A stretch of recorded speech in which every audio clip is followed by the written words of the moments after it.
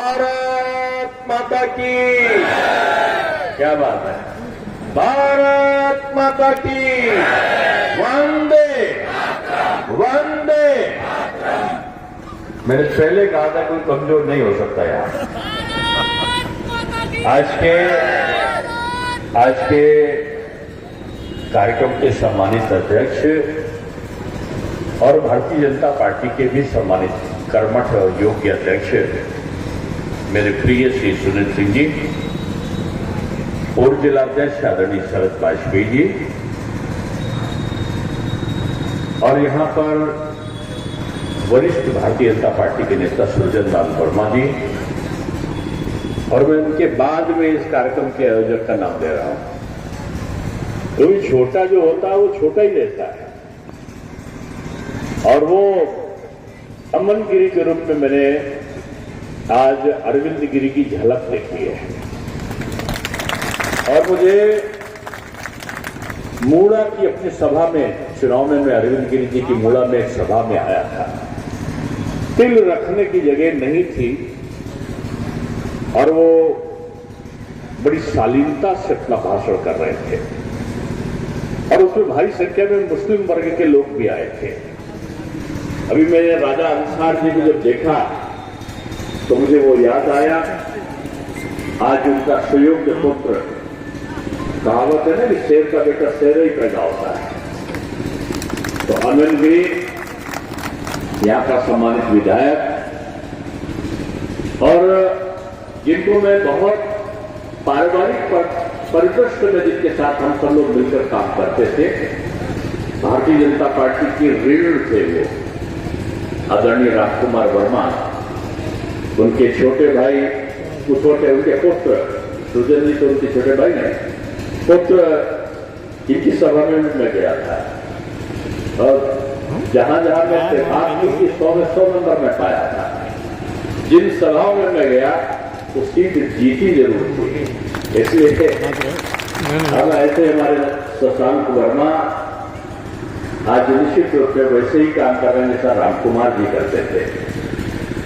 और मैंने बहुत प्रशंसा सुनी थी नगर पालिका अध्यक्ष की, ऐसे मेरे प्रिय विजय शुक्ला रिंकू जी, पंचायत अध्यक्ष बड़ी शिष्ट और शालीन आदरणीय कीर्ति महसूरी जी, लखनऊ विश्वविद्यालय के छात्र नेता रहे और पार्टी का मीडिया प्रभारी भी अवर क्षेत्र के रहे, ऐसे आदरणीय राजेश मिश्रा जी, और जिनका विशेष लगाव बताऊंगा तो लगभग हर महीने शायद आते होंगे यहाँ से लखनऊ के पार्षद आदरणीय गिरीश शुक्ला जी, मेरे साथ युवा मोर्चे में काम जिन्होंने किया था, ऐसे मेरे प्रिय अवधेश मिश्रा जी, आदरणीय शत्रुघ्न मिश्रा जी, श्री प्रवीण मिश्रा जी जो युवा मोर्चे के अध्यक्ष थे, और विश्वनाथ सिंह जी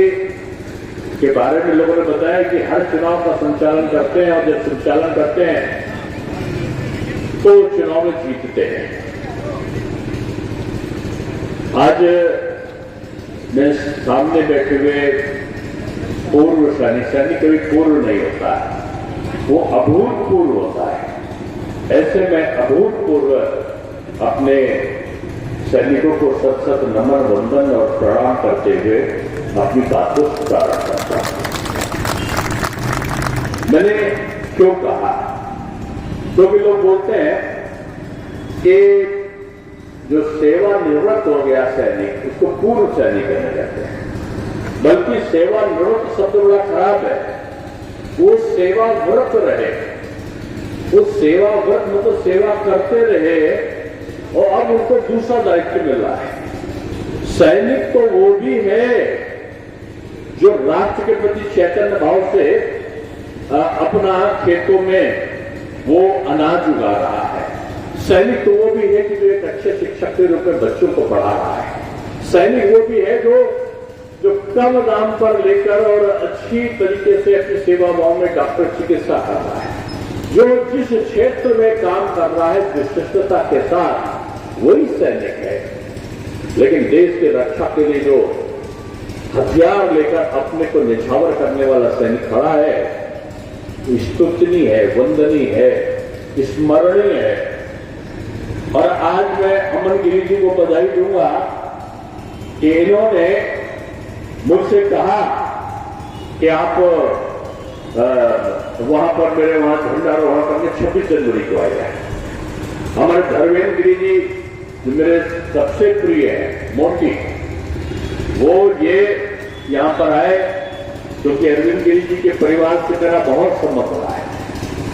आज मैं जब जनार्दन गिरी जी को और अजय गिरी जी को, उनके भाइयों को देखता हूं तो लगता है कि वो भी अरविंद गिरी भी आने वाले होंगे। इन्होंने मुझसे कहा कि आपको आना है और तमाम व्यस्तताओं के बाद भी मैं ऑल इंडिया लोकसभा चुनाव के लिए जो विस्तारक योजना थी उसका मैं कन्वीनर के नाते मेरे दौरा लगा हुआ था। लेकिन आज मुझे आकर खुशी हुई कि देश के लिए बलिदान करने वाले लोगों को स्मरण करने के लिए इतनी भारी संख्या में, हजारों की संख्या में लोग यहां पर आए। ये 26 जनवरी संविधान का निर्माण का दिवस नहीं है, ये आपको अपने जो बापू कहते थे ना कि दे दी आजादी बिना खड़ग बिना ढाल, साबरमती के संत तूने कर दिया कमाल। साबरमती के संत को हम प्रणाम करते हैं, लेकिन अभी 3 दिन पहले जिनकी जयंती हुई, सुभाष चंद्र बोस को भी हम लोग याद करते हैं कि नेताजी कहते थे कि तुम मुझे खून दो, मैं तुम्हें आजादी दूंगा।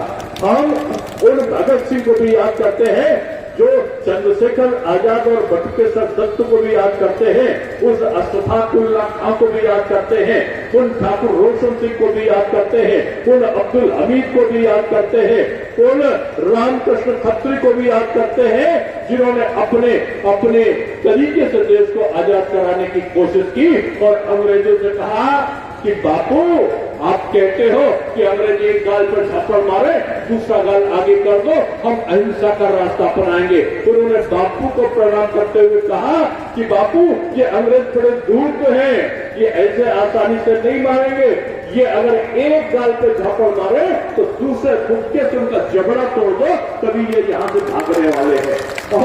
और ऐसा करने के बाद आपने देखा होगा कि वहां पर जो गोली चलाई जिन्होंने, लाला लाजपत राय के जिन्होंने लाठीचार्ज किया, उनका हत्या हुआ, तमाम हुआ, पता चला कि इनको ढूंढ कर मारा है सैंडल्स को गोली मारने के लिए। कहां से कहां चंद्रशेखर आजाद, कहां भगत सिंह, कहां खुदीराम बोस, जो आजादी के लटक कर चले गए अपने, लेकिन अंग्रेजों के सामने झुके नहीं। चंद्रशेखर आजाद से तो जब जेल में पकड़ के गए तो 16 साल के थे। उनसे पूछते हैं जेलर, तुम्हारे बाप का नाम क्या है, तुम्हारा घर कहां है, उनका जेल है, पिता कौन है, उनका स्वाधीनता है। और स्वाधीनता का अलग जगाते हुए ये स्वतंत्र वीर ने हमें बड़ी मुश्किल से आजादी दिलाई। सुभाष चंद्र बोस जी का एक वाक्य मुझे याद आता है। उन्होंने कहा था कि ये देश को आजाद करना मुश्किल काम नहीं है, लेकिन आजादी के बाद